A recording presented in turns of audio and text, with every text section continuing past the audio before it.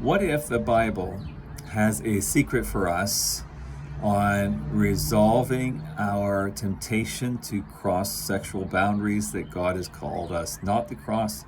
If there is an alleviation of the burden to live pure before Him, and yet at the same time, many of us, particularly men, know that we can't seem to settle. We want to be pure, and we want to be satisfied. And we kind of go back and forth between, I'm trying to be pure, but that's not satisfying.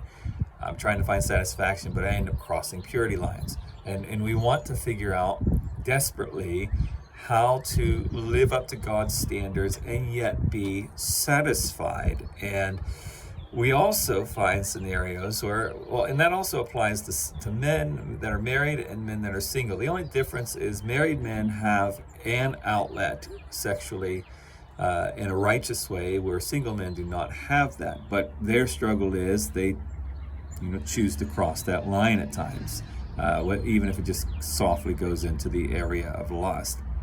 So how do we solve that?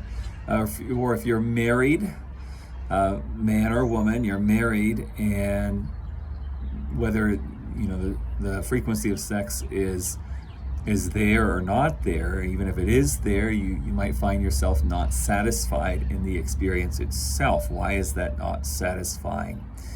Or you might say you don't have an interest in sex at all. If that is the case, then likely you are in one of three scenarios. Either you truly don't have an interest, and therefore you do have one responsibility in this arena, and that is to be a support to others. But likely, if you don't have an interest, it's either because you have suppressed it and it has manifested in your lack of fulfillment in other areas of life, or you've just suppressed it so bad that you don't even notice that it's there, and it's almost like a pressure cooker. It could show up at any moment, and you're just setting yourself up for failure. So the answer to these things is not to just ignore it, not just try to make us happy with the way things are, not just try to suppress the desire and get rid of it. You and I know that has never been the solution. It has never solved this issue. So how do we solve this vicious cycle of being unfulfilled, being discontent, falling into temptation and sin? How do we do this to where we can be pure before God and yet find satisfaction? So the secret to that, and again, I encourage you to listen to the entire message if you can, although I didn't quite give the references because this was an unusual message in that we were taking the backdrop of what Scripture indicates about this subject and walking it through. So what we had discovered is that there are 7 desires that are linked to sexuality that increase sexual desire, and that is the need to experience physical pleasure. And this can be expressed sexually, but it can most certainly be expressed in non-sexual ways. So the need to experience physical pleasure, the need to be loved by somebody, the need to be desired and valued, the need to be accepted by others, to need to be the only one or to be special to somebody, and the need to be able to satisfy someone yourself, to know that you have fulfilled somebody else. These are emotional desires and cravings that we have, and they tend to feed into our sexual desire. And so the way this works is, from an individual standpoint, if you are wrestling with your sexuality, whether fulfillment or staying in God's boundaries, you might want to reflect on these 7 desires and ask yourself, are you depleted in these areas? Are there not people in your life that are bringing fulfillment to those areas, whether it's sexually or non-sexually, sexually in a marriage relationship, outside of? And if you're married, sometimes we need to make sure we have other friends that are fulfilling these things for us in non-sexual ways. And what happens is, as you find fulfillment for these 7 areas, then your desire for sex doesn't go away, but it gets small enough, restrained enough, that you are able to manage it in a way that you find satisfaction in it and you stay in God's boundaries. So from the individual standpoint, I need to be watching this and making sure that I'm tending to these areas so that I can be what I'm supposed to be sexually. Now, another individual standpoint is if you are married, especially if you're a man, and you don't have satisfaction in your marriage relationship, likely it is because your wife isn't interested in sex because you're not providing these 7 areas. Where a man, just the offer of sex and they're ready to go.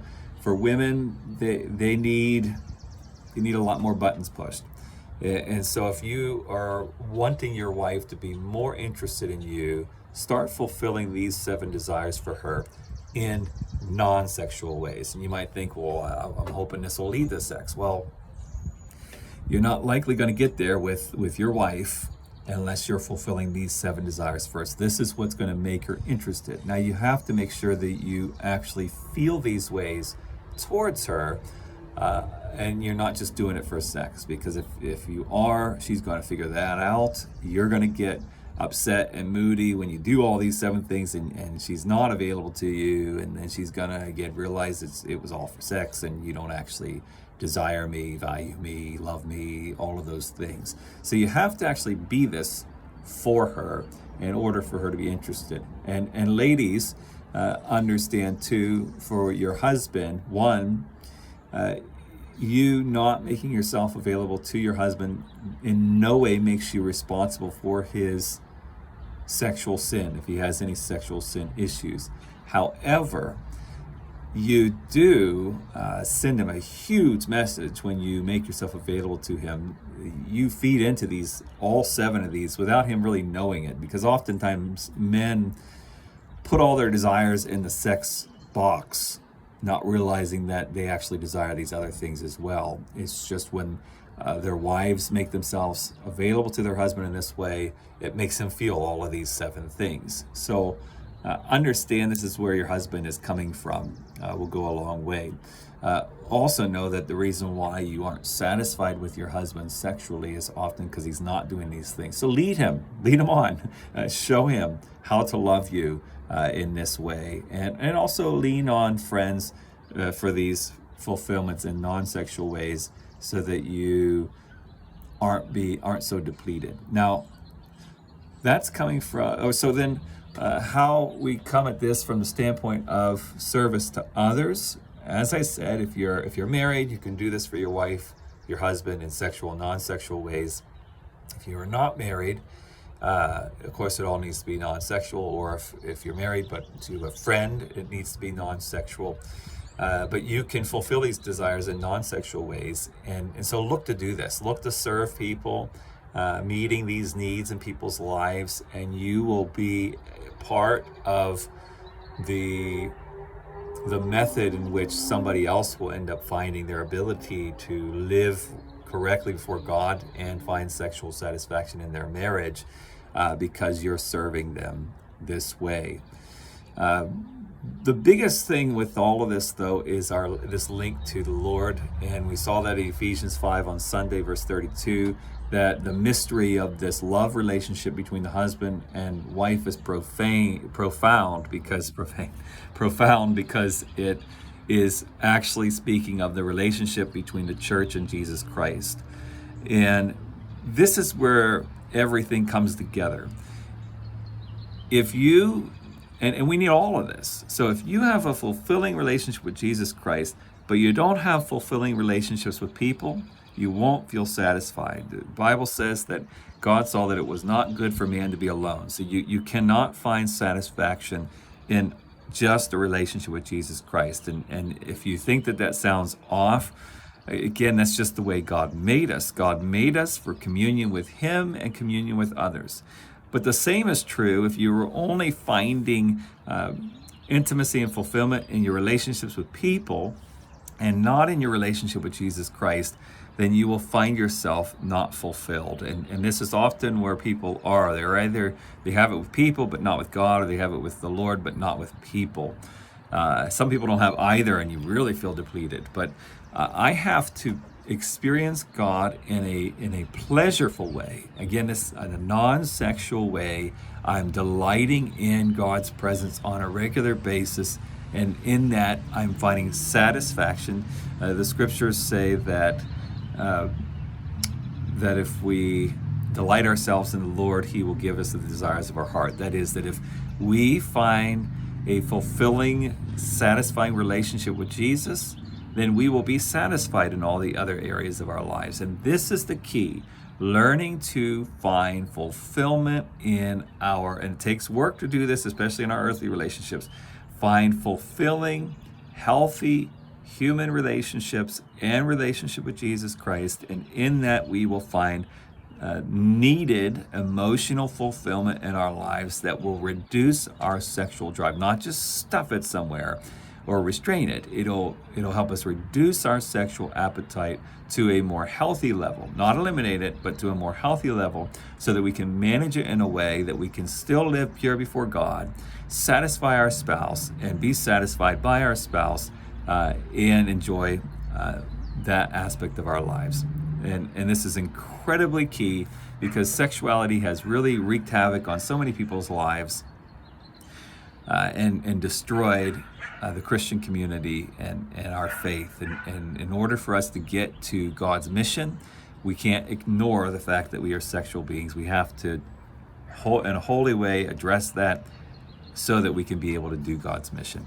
If you have any questions on that, please feel free to leave that in the comments. If you have anything you'd like to say in response to that, please leave that in the comments. I'll be glad to respond to you at any point. If you enjoy the content of this video, please give us a like, share it with somebody else who you think might find it helpful.